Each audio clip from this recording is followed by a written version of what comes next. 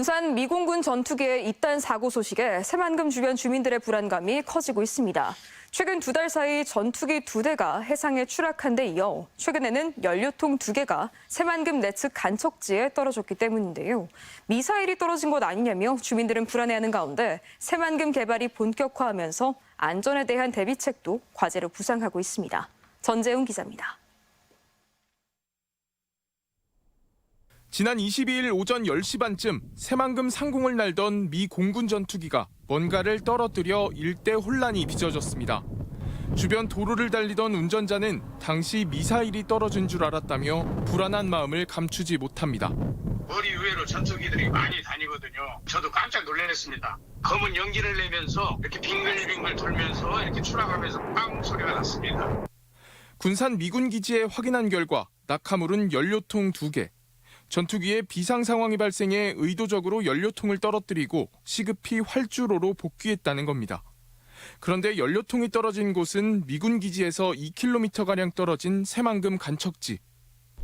연료통은 새만금 남북도로와 군산공항 사이 간척지에 떨어졌습니다. 이로 인한 민간 피해는 없었지만 잇단 사고 소식에 불안감이 커지고 있습니다. 전투기 조종사가 민가가 없는 쪽을 택해 연료통을 떨어뜨린 것으로 보이지만 기지 인근에 마을이 있어 추후 사고 가능성을 배제할 수 없습니다. 걱정 대기사 돼지 그런 소리 들으면요. 대중 없어요. 그냥 뭐 밤에도 막 댕기고 막 느닷없이 막 댕기고 한 게 막.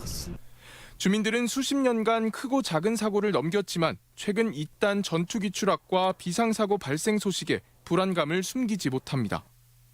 실제 지난해 12월 군산에서 이륙한 K-16 전투기가 군산 어청도 인근 해상에 추락했고 한 달 뒤인 1월에도 군산에서 출격한 전투기가 충남 태안 앞바다에 떨어진 것이 현실. 연료통 비상 투하 건수도 10년 새 4건에 달하는데 2014년에는 김제 진봉의 축사 바로 앞에 떨어지는 아찔한 사고가 발생하기도 했습니다. 더 큰 문제는 앞으로입니다. 미군 기지는 해안선에 맞닿은 군산 시내 끝에 위치했지만 새만금 간척지 개발로 기지 외곽의 도시화와 산업화가 추진되기 때문입니다.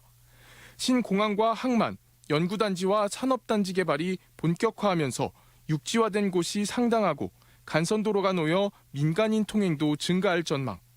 하지만 개발을 도맡고 있는 새만금 개발청, 관할 지자체인 군산시와 긴급 상황에 대한 공조조차 제대로 되지 않고 있습니다.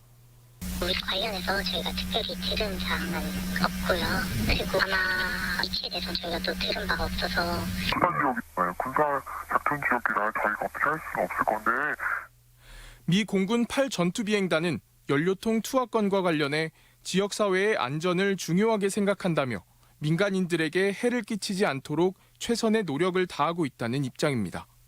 또 지난 2차례의 전투기 추락에 대해서는 사고 조사가 마무리되는 대로 관련 정보를 제공하겠다며 아직 정확한 원인을 밝히지 못했습니다.